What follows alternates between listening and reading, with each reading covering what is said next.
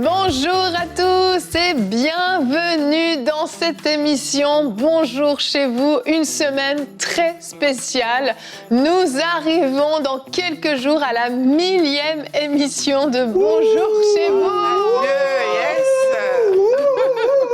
Wow, Frank, t'es super content. Ah, il est très content. Vraiment un grand moment. 1000 émissions, on y arrive aussi. Paroles de femmes, prières inspirées sont arrivées à 1000. Et bien, oui. nous aussi sommes arrivés également. Nous avons tenu bon. On a trouvé 1000 thèmes. 1000 thèmes Certains sont différents. revenus. De manière différente, avec des angles différents. Et aujourd'hui, on a encore un nouveau thème parce que oui, on a différents thèmes. Aujourd'hui, on va parler de la bénédiction. Ne limite pas ta vision de la bénédiction. C'est notre thème du jour. Nous allons voir que la bénédiction ne se limite pas simplement aux biens matériels, mais Dieu a toutes sortes de façons de nous bénir et parfois même, on n'y prend pas garde, on n'y prête pas attention, mais sa bénédiction est disponible. Mais Frank, tu vas venir apporter une petite nuance quand même parce qu'on n'est pas dans le Dieu béni, alléluia, tout le monde il est beau, tout le monde il est gentil. Tu vas faire une réponse d'expert. Les bénédictions de Dieu sont-elles conditionnelles à notre obéissance? Eh oui. Question difficile quand même, hein? Pas simple. Et j'ai 18 pages pour Ah, répondre à cette c'est question. pas vrai. Donc on va commencer tout de suite avec la réponse d'expert. Non, mais j'ai une réponse. Et puis, par la grâce de Dieu, ça va aider beaucoup de personnes. Oui, amen, amen. C'est important de comprendre ce sujet de la bénédiction. Il y a beaucoup de courants différents par rapport à la bénédiction et on va tenter de vous apporter une réponse des plus équilibrées possibles et bibliques surtout. Ce serait bien. C'est l'idéal quand même. C'est l'idée. Faudrait. Donc, Aurélie, en plus de la pensée du jour, aujourd'hui, tu vas nous partager un beau témoignage également. Oui, un très très beau témoignage, celui de Valérie et de son couple, on va dire.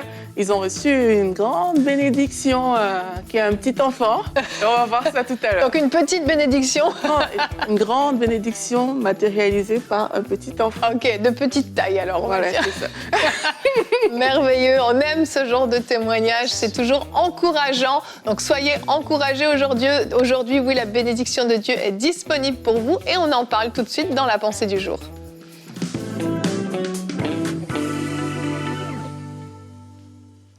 Lorsqu'on parle de bénédiction, comme Evelyne l'a dit tantôt, il ne s'agit pas que de choses matérielles et on va voir ça aujourd'hui. La bénédiction concerne tous les domaines de notre vie.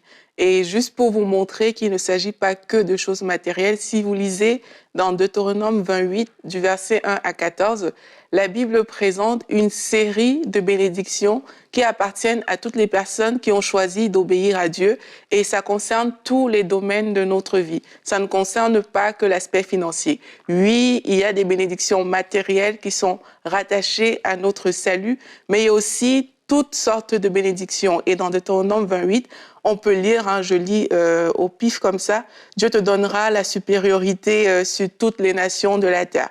Tu seras béni dans la ville, tu seras béni dans les champs. Tu seras béni à ton départ, à ton arrivée.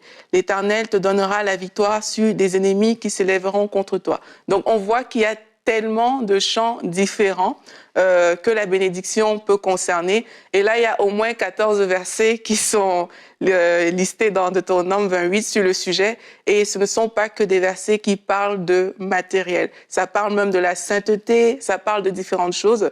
Donc, on voit déjà que la bénédiction concerne plusieurs domaines de notre vie. Maintenant, une chose qui est importante qu'on doit comprendre en tant que chrétien, c'est que la bénédiction est notre héritage en Christ. La Bible nous dit, dans Galates 3 au verset 13, que Christ nous a rachetés de la malédiction de la loi en devenant malédiction pour nous, puisqu'il est écrit « Maudit est quiconque est pendu au bois ». C'est ainsi qu'en Jésus-Christ, la bénédiction d'Abraham touche aussi les non-juifs et que nous recevons par la foi l'Esprit qui avait été promis. Donc là, on voit que la bénédiction de Dieu, en fait, Jésus est venu renverser la malédiction depuis la chute dans le jardin d'Éden et il nous a donné en retour la bénédiction de Dieu. Et la Bible nous dit dans Éphésiens 1 au verset 3, « Béni soit Dieu, le Père de notre Seigneur Jésus-Christ, qui nous a bénis de toutes sortes de bénédictions dans les lieux célestes en Christ. » Donc là, on voit dans ce verset déjà qu'il y a toutes sortes de bénédictions et on parle aussi de bénédictions spirituelles. En fait, la bénédiction fait partie de notre héritage en Christ. Et c'est la grâce de Dieu, en fait, sur les chrétiens qui leur permet de marcher dans une faveur, une autorité divine, des choses surnaturelles. Tout ça, ça fait partie de la bénédiction de Dieu. Tout ce que Jésus-Christ nous a acquis à la croix, comme on a vu, ça fait partie de la bénédiction de Dieu parce qu'il est venu arracher cette malédiction qui pesait sur les hommes. Désormais, ils étaient exposés à toutes sortes de choses maléfiques, des choses que Satan a programmées contre eux. Mais Jésus est venu arracher le pouvoir de la malédiction. Et il nous a donné cette bénédiction qui couvre tout ce que Jésus-Christ a couvert à la croix. Donc, on ne saurait non pas limiter nos bénédictions à des choses uniquement matérielles. Amen, amen. Merci Aurélie de nous rappeler cet héritage qu'on a. Parce que oui, on a reçu, grâce à l'œuvre de la croix, cette bénédiction qui nous était même pas destinée à la base. Nous, on n'est pas juifs, on fait pas partie du peuple d'Israël. Hein. Si on revient dans l'Ancien Testament, on voit que seul le peuple d'Israël avait accès à la bénédiction de Dieu. Mais Jésus-Christ nous a acquis cette bénédiction, et une bénédiction effectivement qui est complète. Et des fois, quand on cite le mot bénédiction, on pense à mon compte bancaire, mes finances, Seigneur bénis-moi, donne-moi un bon travail. Mais la bénédiction, c'est beaucoup plus que ça. Et David l'avait compris dans le psaume 103 au verset 2, qui est notre verset du jour. La Bible dit, David dit, « Bénis l'Éternel, mon âme », donc il parle à son âme, « et n'oublie aucun de ses bienfaits. » Et parmi ces bienfaits de Dieu, il y a une multiple liste de bénédictions. Dans Deutéronome, effectivement, on en voit plusieurs. Mais il y a la santé divine. Bien sûr, il y a le fait simplement d'avoir le souffle de la vie, c'est une bénédiction. Les relations qu'on peut avoir, la délivrance du péché, effectivement. Le fait de pouvoir être marié, d'avoir des enfants. Le fait simplement de pouvoir être heureux. Juste chaque jour, le fait qu'on puisse être dans la joie, dans la paix, cette paix surnaturelle qui nous a été acquise, ça touche énormément de domaines et pas seulement, comme je le disais, le compte bancaire. C'est dommage de limiter la bénédiction à ça. Il y a tellement plus que Dieu nous a donné. Il y a, en fait, ce qu'on voit parce qu'on est dans un monde tellement matérialiste. Et c'est ça qui est important de comprendre, c'est quand tu lis les actes et tu lis les lettres des apôtres et les épîtres, il est peu question de bénédiction matérielle qui est verbalisée, en fait. Et quand tu recules, il y a 100, 200 ans dans le passé, maintenant, et puis je dis pas que c'est pas important, mais la révélation n'était pas forcément là dans le peuple chrétien en général par rapport à, oui, Dieu veut prendre soin de nous, autant matériellement que spirituellement. Il y en avait beaucoup qui ignoraient ça. Mais aujourd'hui, pourquoi il y a une si grande dérive vers la bénédiction qui est matérialisée? C'est parce qu'on est dans un monde qui est, mais constamment à la recherche de plus et de plus de biens matériels. Exact. Vraiment. Et il faut faire attention de ne pas partir et de déraper et d'oublier, premièrement, et le plus important, quand tu le vois comment il parlait, pour eux, une bénédiction énorme, c'était la glorieuse espérance de pouvoir être enlevé. Mais oui, mais oui. C'est énorme! C'est la plus grande de toutes les bénédictions. Mais qu'est-ce qu'on se fiche d'avoir une grosse maison, d'avoir un garage double et d'avoir tous les trucs, alors que tu dis que tu vas être éternellement vivant? Ça pâlit. C'est vrai. Mais lorsque nos yeux sont trop fixés sur les choses ici-bas, c'est pour ça l'apôtre Paul le dit dans Colossiens, regardez en haut, portez vos regards vers les choses d'en haut et non pas sur la terre. Et quand on est transformé, qu'on commence à réaliser ces choses, on ne méprise pas le fait que Dieu prenne soin de nous matériellement. Mais ça devient vraiment secondaire. Et puis en fait, ça devient même naturel. La bénédiction matérielle nous poursuit, elle se manifeste. On devient... On ne court pas après. Non, on ne vit pas pour ça. On vit pas pour l'augmentation au travail, forcément. Elle arrive à un moment donné, quand, wow, tu dis, ah, Dieu, il me fait parce qu'on met en place des principes, on suit sa parole, etc. Ce que je dis revient aussi à chercher, premièrement, le royaume et la justice de Dieu. Et c'est ce que les disciples avaient justement compris, en fait. Et une chose aussi que j'aimerais dire, c'est qu'on périt vraiment faute de connaissance, dans le sens que c'est sûr, l'ennemi a intérêt à te limiter dans ta vision de la bénédiction, parce que si tu ne vois que des biens matériels, mais c'est ça qui va t'intéresser. Pourtant, Dieu t'ouvre une grande porte devant toi avec tellement de choses. Il y a des personnes, par exemple, qui souffrent, même on dit que Jésus a dépouillé les autorités, les dominations à la croix. Pour moi, ça, c'est une parole de bénédiction puissante. Vraiment. De savoir qu'à la croix, il a déchiré l'acte dont les ordonnances nous condamnaient. Donc là, quand tu vas arriver dans différentes situations de la vie, mais tu vas réaliser que, oh, waouh, ça, j'ai été béni de cette manière-là. Et ça va te permettre d'affronter la vie différemment. Mais si ta vision de la bénédiction est limitée aux biens matériels, oui, tu vas chercher Dieu pour les biens matériels, mais il y a tellement d'autres domaines dans ta vie qui ne seront pas couverts, juste parce que tu ignores ces choses. Et on dit aussi dans la parole, comme on a vu dans la pensée, qu'on est béni de toutes sortes de bénédictions spirituelles dans les lieux célestes. Oui. Et vraiment, c'est comme Dieu a tellement tout fait, en fait, pour l'être humain, qu'il te demande juste de manifester la foi pour voir ce qu'il a accompli sur cette terre, en fait. Mais la foi, beaucoup de gens veulent manifester ça seulement pour des choses matérielles, parce que comme Frank, tu disais, le monde fonctionne beaucoup avec des choses matérielles, et on oublie qu'il y a tellement d'autres aspects encore de la vie, même comme tu as dit, juste le fait d'être joyeux.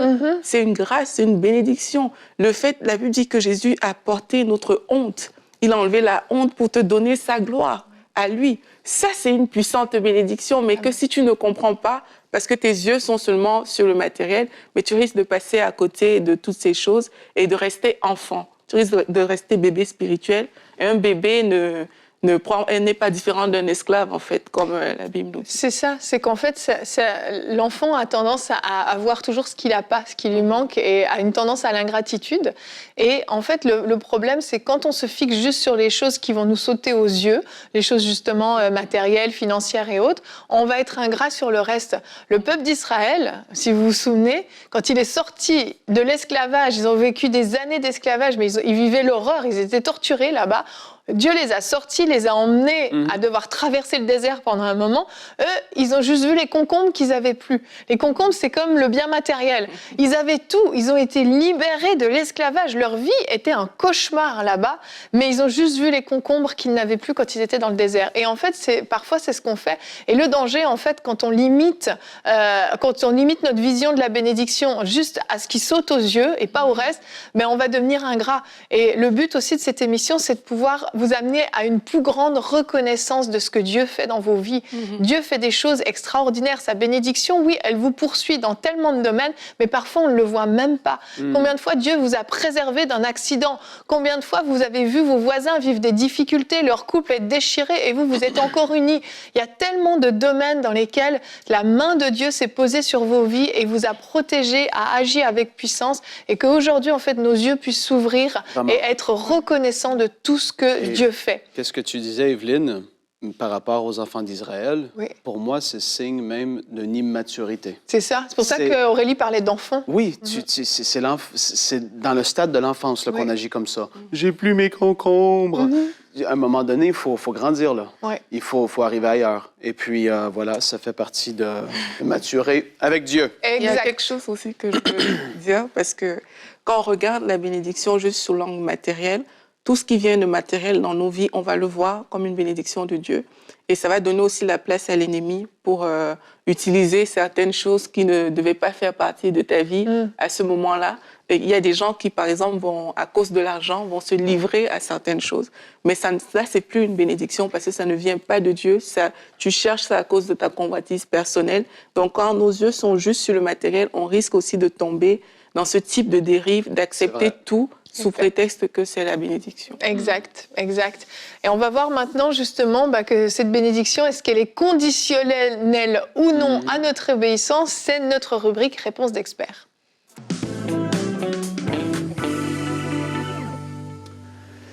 Et on va parler de cette question aujourd'hui. Les bénédictions de Dieu sont-elles conditionnelles à notre obéissance? Et là, moi, déjà, Evelyne, j'ai pas aimé la question.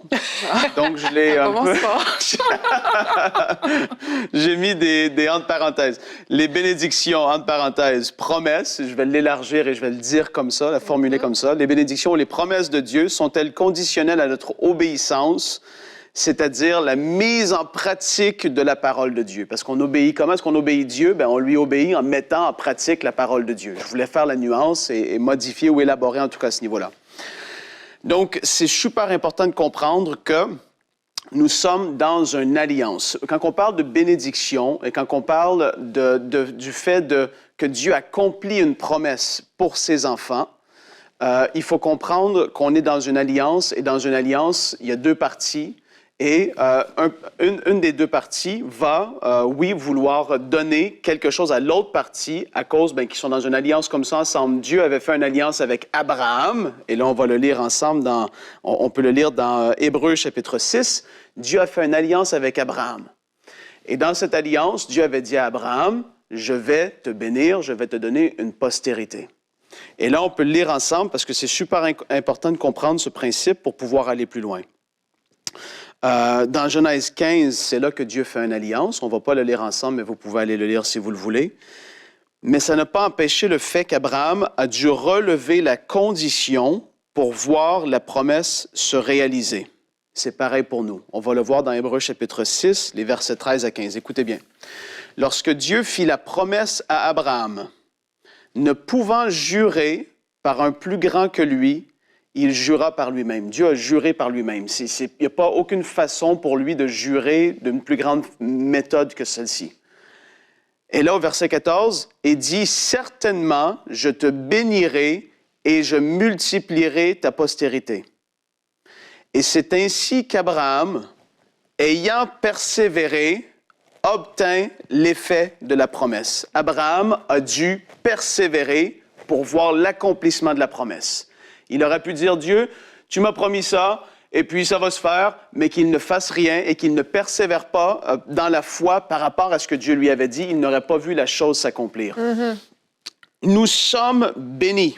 Et la bénédiction d'Abraham, comme Aurélie l'a dit, nous appartient et ça fait partie de notre héritage. Ça, c'est sûr et certain. La malédiction, Aurélie en a parlé aussi, je ne voulais pas en parler trop longtemps, mais la malédiction, maintenant, aujourd'hui, ne doit plus avoir d'effet dans notre vie en tant qu'enfant de Dieu. Christ a pris notre place, il a été maudit à notre place. Et lorsqu'on ne comprend pas ces choses, c'est alors que oui, elle peut avoir un certain effet dans notre vie et on ne prend pas autorité pour que ça puisse dégager de notre vie. Parce qu'il y a une autorité qui nous a été déléguée aussi, ça fait partie des bénédictions spirituelles d'ailleurs. Dieu veut nous bénir. Et sa réponse, c'est oui. Dans 2 Corinthiens, chapitre 1 et le verset 20, la Bible dit « Car pour ce qui concerne toutes les promesses de Dieu, c'est en lui qu'est le oui, et c'est pourquoi encore l'amen par lui est prononcé, par nous à la gloire de Dieu. » Donc, toutes les promesses, comme on l'entend souvent dans les réunions d'Église, sont oui et amen en Christ. Oui, ça c'est vrai. Toutes les promesses sont oui et amen. Dieu veut nous bénir, il le veut. Mais la personne, premièrement, doit être dans la foi, et doit aussi rencontrer la condition demandée. Mm-hmm. Et là, on va voir plusieurs exemples. Et là, je sais qu'il y en a qui vont dire, oui, mais moi, je suis un enfant de Dieu, donc je suis béni, et la bénédiction, elle me tombe dessus à tous les jours, et blablabla. OK, attends un peu, on va voir ce que dit la Bible. Parce que c'est un sujet très délicat et très important à traiter ensemble, et il faut voir ce que dit la Bible, et on va voir avec certains exemples. Donc, Dieu veut, et même il nous a, au travers de l'œuvre de la croix, béni en Christ. Mais maintenant, on doit aller chercher ces promesses par la foi. Premièrement, la première condition, c'est tout va s'obtenir par la foi. Après ça, si je prends comme exemple, le salut ou la vie éternelle est donné et s'obtient par la foi. Vous êtes tous d'accord? On dit « Yes, Amen ». Mais si on veut pouvoir vivre la vie éternelle réellement, nous devons rester dans la foi et persévérer jusqu'à la fin. Nous devons achever notre course. Ce n'est pas parce que tu as été sauvé une fois que maintenant, tout le restant de la vie, tu vas être sauvé toute ta vie. Non, tu peux te rebeller contre Dieu et la promesse de la vie éternelle de ceux qui vont venir à Dieu ne va pas s'accomplir pour eux parce qu'ils vont avoir renoncé, ils vont s'être tournés le dos à Dieu. Si tu veux vraiment vivre la vie éternelle, tu dois persévérer jusqu'à la fin. Tu vois, il y a une condition qui est rattachée à ça. Et même l'apôtre Paul a dit, « J'ai couru et j'ai achevé la course. J'ai gardé la foi. » Si tu veux pouvoir vivre éternellement, oui, tu dois garder la foi. La guérison a été acquise à la croix, mais elle s'obtient aussi par la foi et souvent avec la persévérance. Comme ceux qui, dans le peuple d'Israël, étaient dans le désert, devaient regarder au serpent d'airain qui était élevé sur cette perche. S'ils ne regardaient pas au serpent, ils n'allaient pas obtenir la guérison qu'ils avaient besoin. Et nous, on doit regarder à Jésus, à ce qu'il a fait. Il nous a guéris par ses meurtrissures. Mais maintenant, on tourne nos regards vers lui, on dit « J'ai été par ses meurtrissures guéri, et maintenant, par la foi, par la confession parfois, par la persévérance, je vais obtenir l'effet de cette chose qui m'a été donnée. Comme Abraham, Dieu a promis et Dieu voulait et Dieu allait, mais Abraham a dû persévérer. Oui. Après ça, la sagesse, c'est une bénédiction, mais elle s'obtient en demandant sans douter. Si on le voit, c'est clair dans la parole, dans Jacques. Je ne vais pas citer tous les versets.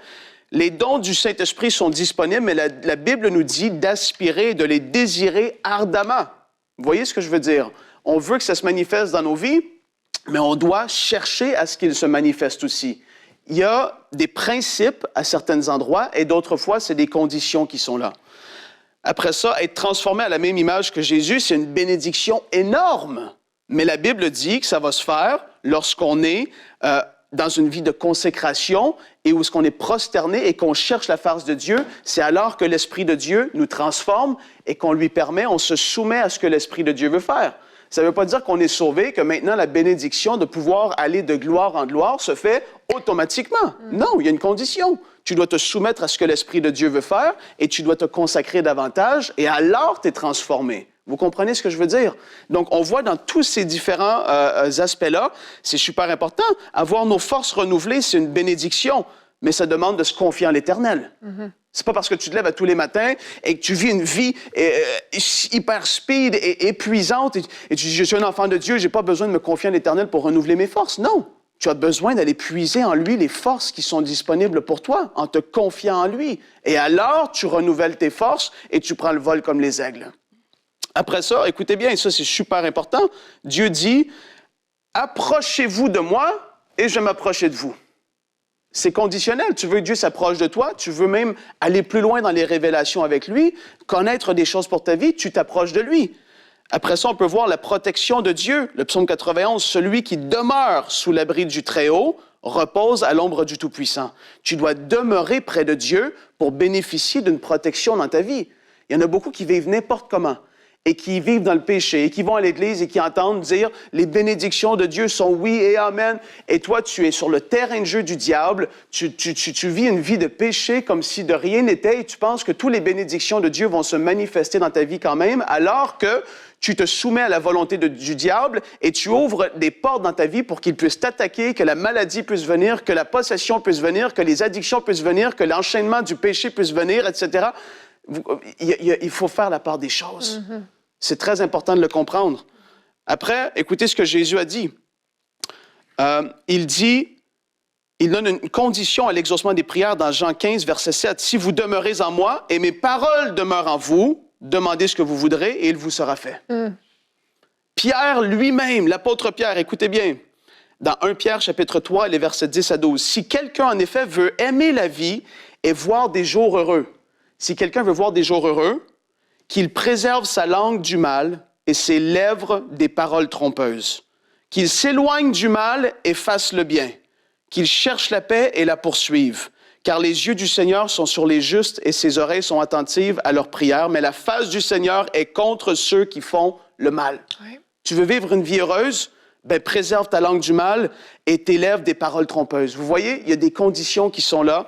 Et en terminant, il ne faut jamais douter de la fidélité de Dieu parce qu'il veut accomplir sa parole et toutes ses promesses. S'il y en a qui n'ont pas réussi à obtenir la promesse de Dieu, est-ce que ça annule les promesses de Dieu pour nous? Loin de là. La parole de Dieu dit dans Romains 3, les versets 3 et 4, « Et quoi, si quelques-uns n'ont pas cru, leur incrédulité anéantira-t-elle la fidélité de Dieu? Loin de là. » S'il y en a qui n'ont pas cru, qui n'ont pas persévéré, qui n'ont pas appliqué les principes, il y en a qui veulent prospérer, bien, la Bible dit que celui qui va semer avec abondance va moissonner avec abondance. Vous comprenez ce que je veux dire? Il y a des principes, il y a des lois qui sont là, et tout n'est pas à cause qu'on est enfant de Dieu que tout nous tombe dessus automatiquement. Il y a des choses qu'on doit appliquer et c'est super important. Donc voilà, les promesses de Dieu, elles sont conditionnelles à certaines choses et c'est tout un thème où est-ce que je vais écrire un livre prochainement. Avec tes 18 pages. J'avais encore des choses à dire, mais là, je pouvais plus. Mais c'est des exemples concrets qui font réfléchir très sérieusement. Effectivement. Et avant de passer à la rubrique témoignage, je pensais à quelque chose d'important aussi en t'écoutant.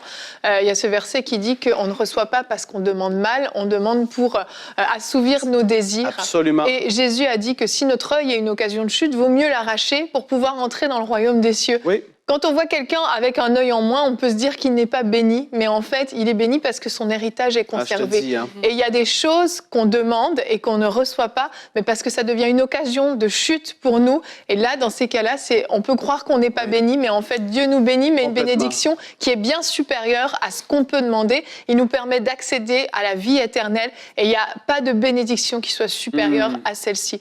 Merci Frank pour cette très bonne réponse. C'était peu de temps pour répondre à tout ça.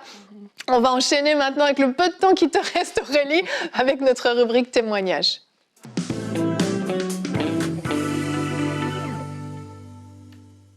Ok, donc aujourd'hui, on a le témoignage de Valérie qui nous explique que quand elle était adolescente, elle avait plusieurs problèmes au niveau des ovaires et tout. Donc, on lui avait dit qu'elle ne pouvait pas enfanter de manière naturelle.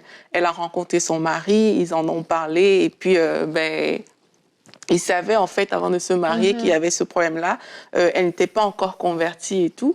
Et lors de notre dernière campagne, la campagne des 3500 héros, mais elle a vu le témoignage de Sangra qu'on a diffusé par rapport... elle voulait aussi avoir un enfant, Sangra et tout. Problème de fertilité. C'est ça. Donc, alors qu'elle a regardé ce témoignage-là, elle a été interpellée parce qu'elle disait que, par curiosité, elle voulait juste voir, elle a été interpellée. Et là, elle dit qu'il y a vraiment des choses qui se sont passées. Mais elle va nous expliquer un peu son parcours avant qu'on ne diffuse cette vidéo de Sangra. Elle dit que déjà, au travers de EMCI, elle a été vraiment bénie parce qu'elle avait fait plusieurs tentatives au niveau de la médecine. Elle s'est traitée, elle a fait plusieurs choses, mais toutes ont toujours été des échecs quand elle a fait. Et elle a donné sa vie au Seigneur en 2017. Et en 2018, sur une parole, elle a décidé de ne plus, d'abandonner en fait tout ce qui est médecine pour se confier à Dieu. Et pendant ce temps-là, ce qui s'est passé, c'est qu'elle a écouté EMCI et elle dit que ça l'a tellement fortifiée. Elle nous cite une série d'émissions qui l'ont fortifiée sur notre chaîne, une prédication de pasteur Mohamed sur la vérité et la réalité dans la vie chrétienne. In studio, La foi victorieuse avec Audrey Mac. C'est mon histoire. On avait une invitée qui avait aussi parlé de son parcours d'attente dans la grossesse. Parole de femme, l'attitude dans l'attente. Et Parole de femme, l'émission sur la stérilité qu'on avait fait avec Anne Carnisson. Cette émission-là, en fait, elle dit que c'est ça qui a scellé définitivement sa foi, parce qu'elle a compris qu'à la croix, Jésus avait pris aussi la stérilité. Et c'est ça aussi la bénédiction. Et là, elle dit qu'elle s'est reconnue dans cette histoire et qu'après cette émission-là, ce qu'elle a décidé de faire, c'est que pendant sa période d'ovulation, elle a demandé à 2 sœurs de prier pour elle pendant ce temps-là. Elles ont prié ensemble, mais elles ne faisaient plus des tests de grossesse parce qu'elle en avait trop fait et ça l'avait découragée. Et un jour, elle allait à l'hôpital pour un autre problème et puis on lui a dit, mais en fait, on ne peut pas vous faire une prise de sang sans savoir si vous êtes enceinte. Et là, on a fait la prise de sang, on a fait le test pour savoir si elle était enceinte. Et là, elle était effectivement enceinte et tout. C'est comme ça qu'elle a découvert. Et ça, c'était quelques temps après avoir vu le témoignage de Sandra dont je vous ai parlé, qui l'a aussi beaucoup boosté. Merveilleux. Donc voilà. Gloire à Dieu. Un très, très beau témoignage. Son fils est né, elle nous dit, il y a 9 mois, il s'appelle Timéo. Ils sont des parents heureux et EMC continue de nous accompagner dans notre vie chrétienne. Alléluia. Merci Seigneur. Merci Valérie, c'est ça? Oui. Valérie, merci pour ce beau témoignage. On est tellement reconnaissant de ce que Dieu a fait dans votre vie. Si vous avez des témoignages, comme d'habitude, vous le savez, vous allez sur emcitv.com/témoignage et vous remplissez le formulaire. Merci d'avoir été avec nous. Oui, vous êtes bénis de toute bénédiction dans les lieux célestes. On se retrouve demain. Notre thème sera comment déclencher l'action de Dieu par la prière. Donc, on a parlé bénédiction aujourd'hui. Bien, on va voir que ces bénédictions aussi, parfois, on a besoin d'aller les chercher dans la prière. Michael sera avec nous pour une rubrique Conseil du coach. Comment recevoir mon exaucement. Passez une très belle journée et bonjour chez vous.